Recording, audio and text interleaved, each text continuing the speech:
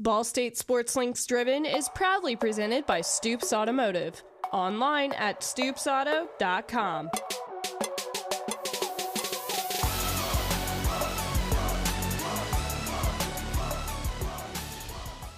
There are some words that really describe who I am and have certain meaning to who I am. A follower. She's always been a leader. Actually, I've learned a lot from her, from being a kid.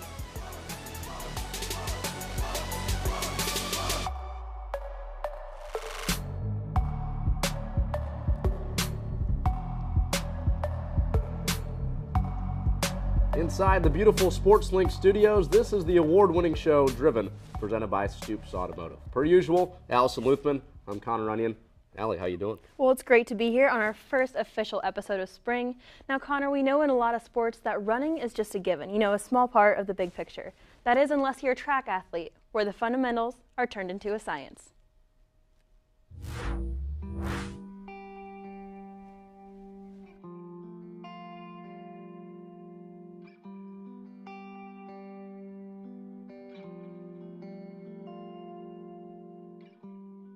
I think the intrinsic motivation that a track and field athlete has to have is of higher demand than any other sport. There's a competitive quality to being an individual athlete within the dynamic of a team sport that I don't think that you can find anywhere else.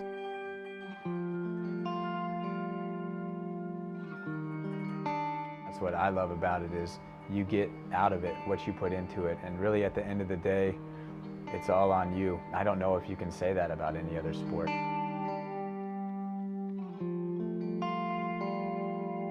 It's a lot more than just running. People are like, how is track so hard? You just run.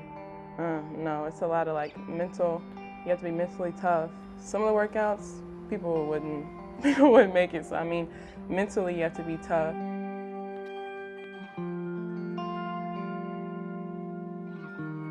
If people aren't familiar with track and field, what they need to know is that a successful track and field athlete has a mindset that is very, very rare. I'm a huge perfectionist, so every little thing frustrates me. We'll be in practice and I want everything to go right.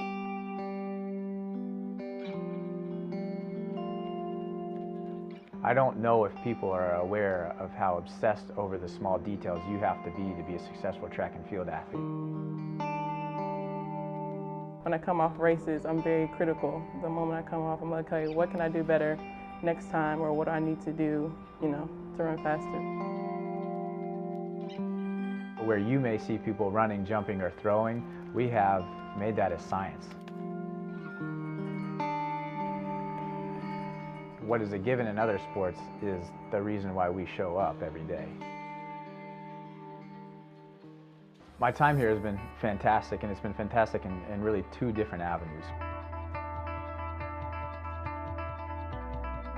It's tested me as a human being and as a man, and that's something that's allowed me to develop at a higher rate as a coach.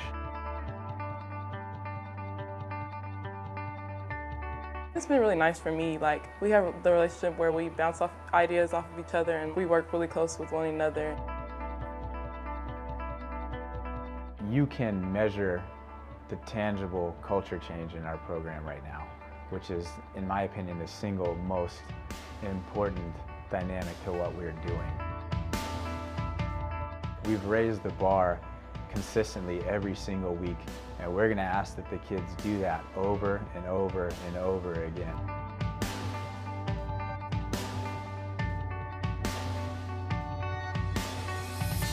Everything stays pretty fast. He's not big on slowing down. Everything stays pretty fast. As much as people probably hate to say it, there's value in us being competitive in the league. We have the tradition and the history of being incredibly dominant.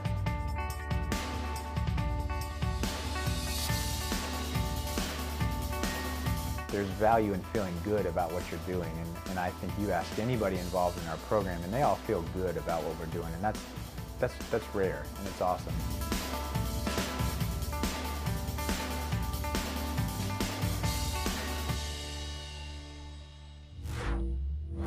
It's time to take a look at what's chirping in Ball State athletic news. First, it's a name that we've heard a lot this year, Natalie Fontaine.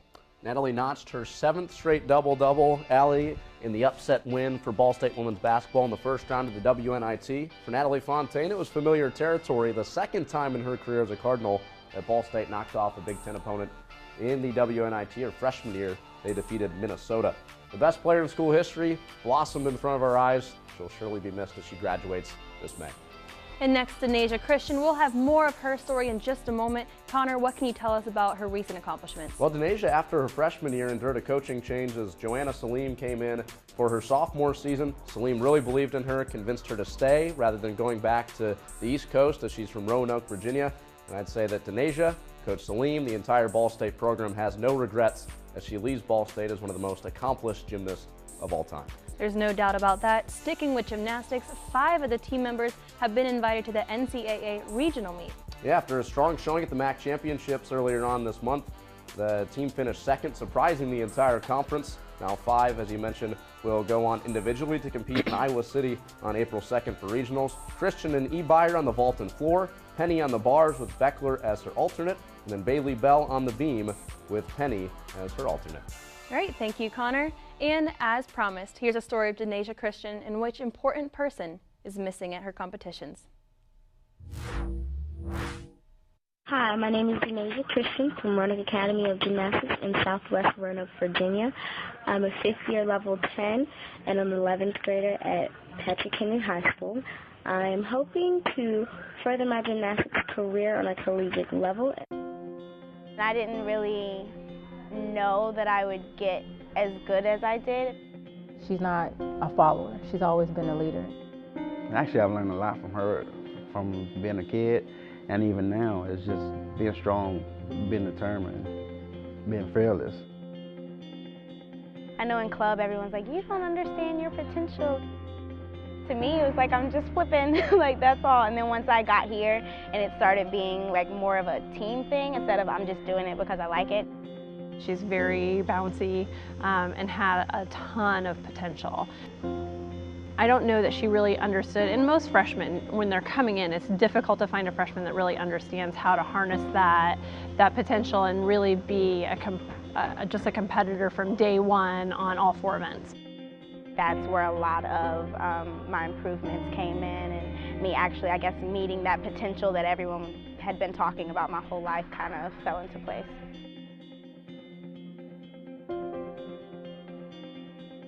My mom was and is active duty in the Marine Corps. She went in when I was about 2 or 3 years old. So because of that, I was raised by my dad, and I saw her maybe like once or twice a year.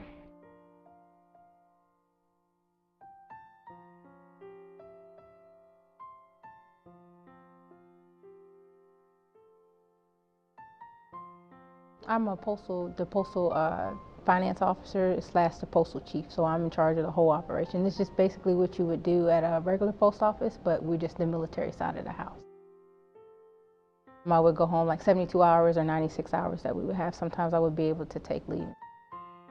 I did have help from her grandmother, which kind of balanced that out. Since it was kind of always like that, I was used to it. So I mean, like Mother's Day or like holidays, I might be like, oh, I wish she was here, but I don't think it was like a too overly emotional thing. Not being able to be there for her meets and things like that. I always watched it when she sent me the link on the internet. When she started gymnastics, I saw the potential there, but she's always bouncy, running fast. She was as fast as a rabbit. I don't want to say I was a hyper child, but I was a very active child.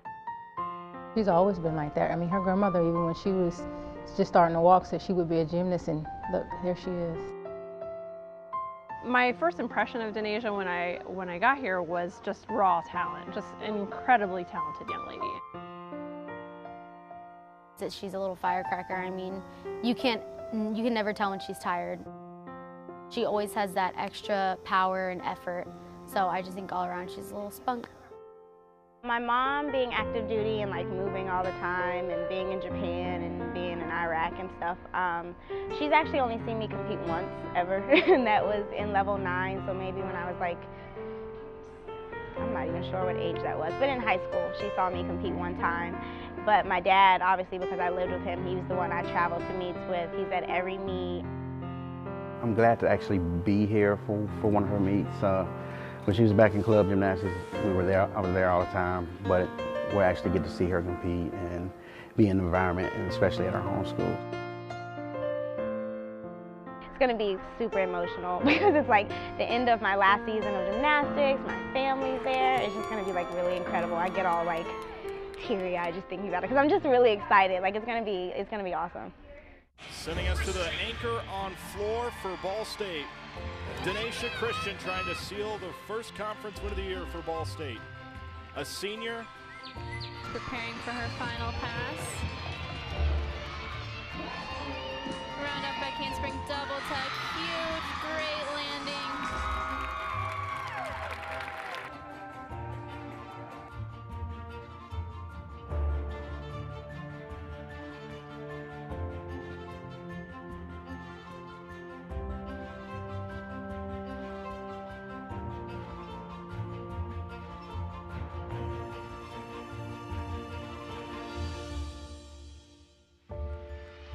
The senior on senior day, Denacia Christian, a two-time MAC floor champion, and the anchor spot, all the eyes on her, and none more important than those set of eyes right there. Her parents. This like sounds so cliche, but I feel like I want it to be more than just me. Like we talk a lot about like turning this program around because a lot of the other MAC schools are like, it's just Ball State. I want all the articles about how Ball State was winning and stuff like that rather than Denacia Christian won floor, because it doesn't matter if I won floor and we lost that meet. She's awesome. I'm interested to see which way she goes. It's a blank slate, you know what I'm saying? It's there for her to create. Don't back down, because like you really don't know how much you can do until you actually do it. I'm proud of you. Keep doing what you're doing. Every struggle you face, you're gonna see it in life, whether you're working or where you're on the other end of the world. Just keep doing what you're doing and believe in yourself and never doubt yourself.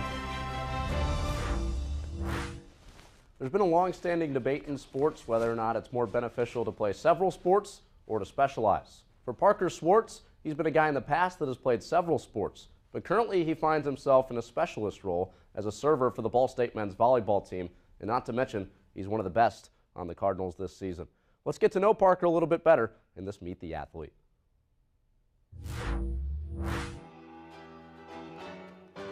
I played in middle school for a little bit, but that was more of just like me and my friends goof around playing the school team, but I really started getting into it freshman year, taking it a little more seriously. Then the summer into my sophomore year, I started really playing, getting involved with the club, and realizing it was a sport that I really wanted to play and continuing, even though I was in a lot of other sports as well at the time. Freshman year, I had to make a huge decision between volleyball and baseball, and I ended up choosing volleyball. It was new, exciting for me. It was hard for me to go with baseball, but I really love the sport, and that was the time where I really decided to put all my energy into that. Ball State was a really good option for me because, I mean, I love the guys on the team. On my visit, they were really cool, and the programs here are really good at Ball State. The school was a big factor, the size. There's a lot of factors that come into when you're choosing a college with sports, and it all just kind of came together here at Ball State for me. I have always thought about playing volleyball overseas, if it's beach or indoor or whatever it is. I think that'd be a really cool opportunity. If not, I'd probably just go in the workforce, try to build a career. I'm a marketing and advertising major. I'd say learn my position on the team, because going from high school, playing a lot, and coming in as a freshman, I'm getting chances to be on the court, which is great. But also, like, being on the bench mob here at Ball State is really fun, and I'm enjoying that. And balancing it with school is also always tough, but I'm learning how to do that as well. Welcome back. I'm Alexis Williams, and spring sports season is here and conference play has kicked off. The athletes and teams turn to social media to show their excitement, so let's see what's trending. Senior softball player @Nicole_9 posed with her senior teammates while preparing for their last opening day of conference play in a Cardinal uniform. Now next, the women's tennis team traveled to NIU and left victorious with a 5-2 win over the Huskies. The baseball team is ready for some action as they chase down a conference title and a ring. @JC Reinflesch posted a photo before opening week where they took the series against Miami of Ohio 2-1. Now it's that time of year again, the second annual Chirpies, a student-athlete award show put on by SportsLink and the Student-Athlete Advisory Committee, is on April 11th at Emma's Auditorium at 7 p.m. Admission is free. Now let's look at a promo for the @_Chirpies. The 2016 Chirpies are back, and we want you there. April 11th at Emmons Auditorium. With performances from former NCAA student athlete and Super Bowl champion with the Indianapolis Colts, the Hunter Smith Band.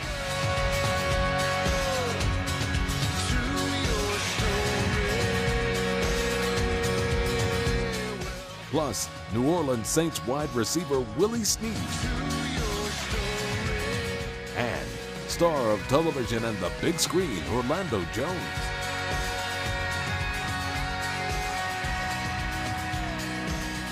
For more information for the 2016 Chirpies, follow @BSU Sports Link on Twitter. Welcome to the Chirpies!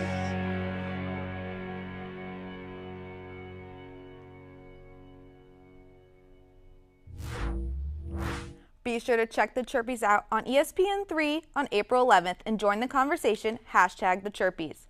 SportsLink will finish the year off on ESPN3 with the baseball series April 22nd through 24th when baseball takes on Bowling Green. Now it's been an incredible year for SportsLink as they took home 3 first-place finishes for the Ice League, Driven, and student-produced commercials. Ball State was also named the Television School of the Year. And that's what's trending. Back to you, Connor. Great work as always, Alexis. The Ball State men's basketball team orchestrated the 4th biggest turnaround from last season to this season, winning 21 games after winning only 7 a season ago. They went all the way to the quarterfinals of the CIT, the most successful the program's been since the 2001-2002 campaign.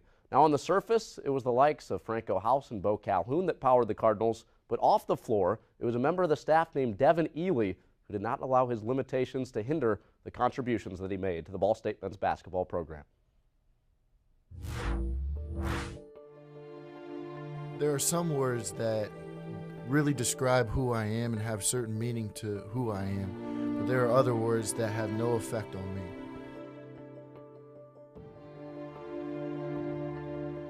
Three words that I live by every day is compete, give, and inspire.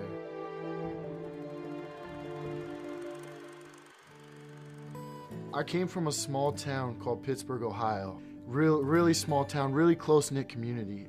No matter if it was academically or if it was in sports, everything had a meaning to it because people around you, they genuinely cared about you and your well-being. It was a good community, very loving, very supportive of Devin. Everybody let him try everything and included him in everything. I have a support system in my family and I have a support system in my friends that they lift me up, and in my community as well.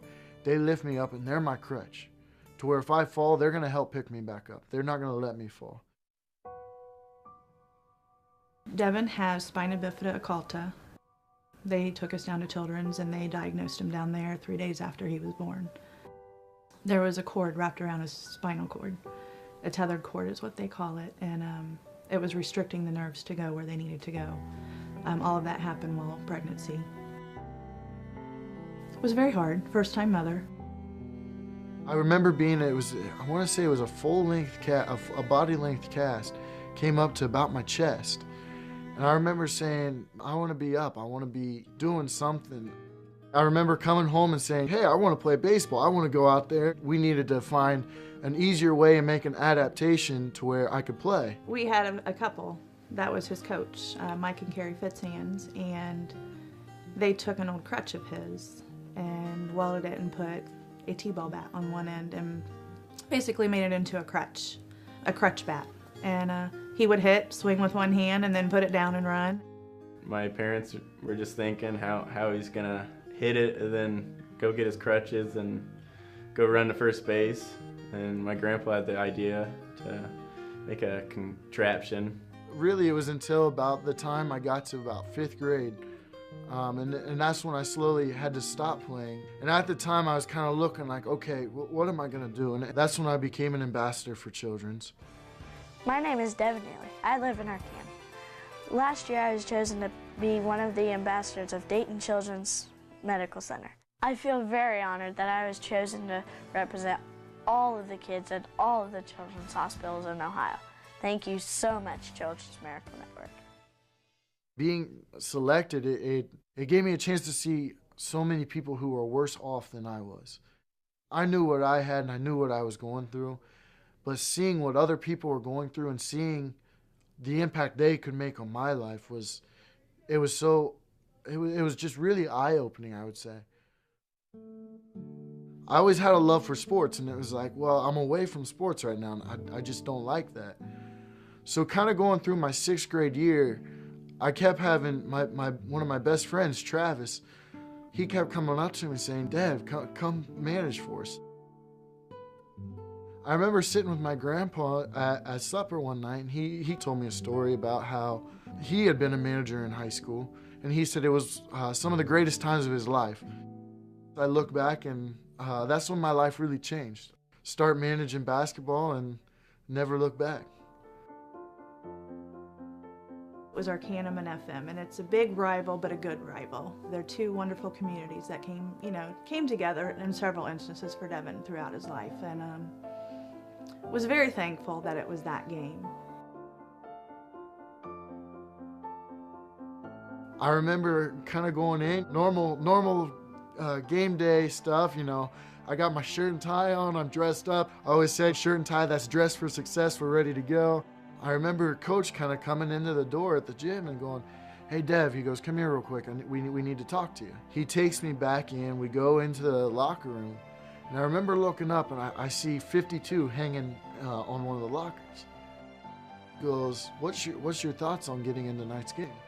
And I remember my first thought going, man, like you're joking, like this is something I've dreamed about, like, I'm not gonna really think this is actually happening. Just before the game, our pregame talk, Coach Myers told us that he was going to be dressing, and if the time came, he could get in. Coach is drawing up something, and I'm kind of just looking around, wandering my eyes around, just taking it all in, and Coach looks and goes, so Dev, you know what you're doing? And I was like, what are we doing? And he kind of went back through and he's like, you get the shot.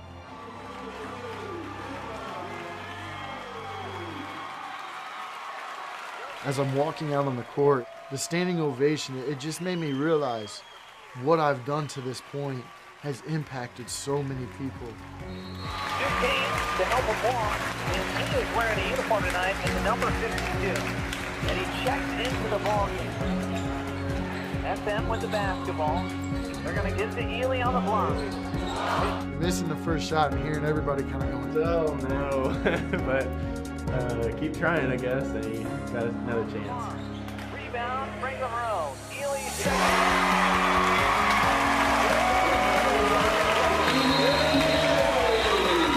I knew right away, as soon as I looked at Coach Myers in the eye, I was like, I got to give this guy a hug, and I remember kind of tearing up in that moment. I had been dreaming about that moment for more or less since I started managing basketball.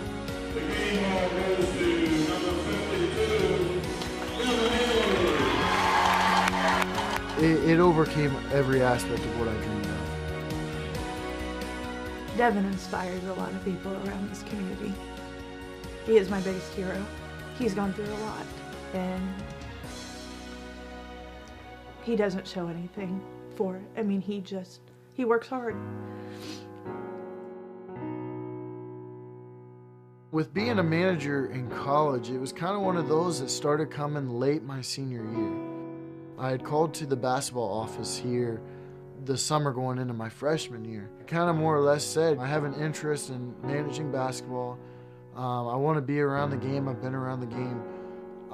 for so long, and it means so much to me that I don't want to be away from it. My ultimate goal is I want to coach. I have such a passion for the game. Learning from a great coaching staff, it's an opportunity looking back a couple years ago I never thought I'd have. The hardest part of having spina bifida for me has been realizing there's some things that I don't have the ability to do. When people say, oh, well, you have a handicap. No, I'm handy capable. I can do things. I can just do things in a different way than you do them. Basketball means a lot to me because it's given me a chance. Whenever I pick up a basketball, I just look at it and I always say, like, this is just a breed of life. It really is. It's what I am today. It's what I'm going to be in the future. It's just what I love.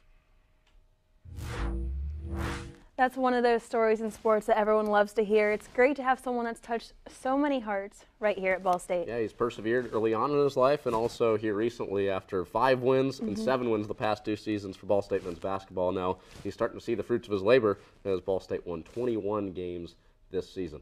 That wraps up this episode of Driven. For Allie Luthman and Alexis Williams, I'm Connor Runyon. With the help of Alex Cartman as our faculty advisor, our executive producer was J.C. Obringer, as always. We'll talk to you soon enough on the award-winning show, Ball State Sports Links Driven, presented by Stoops Automotive.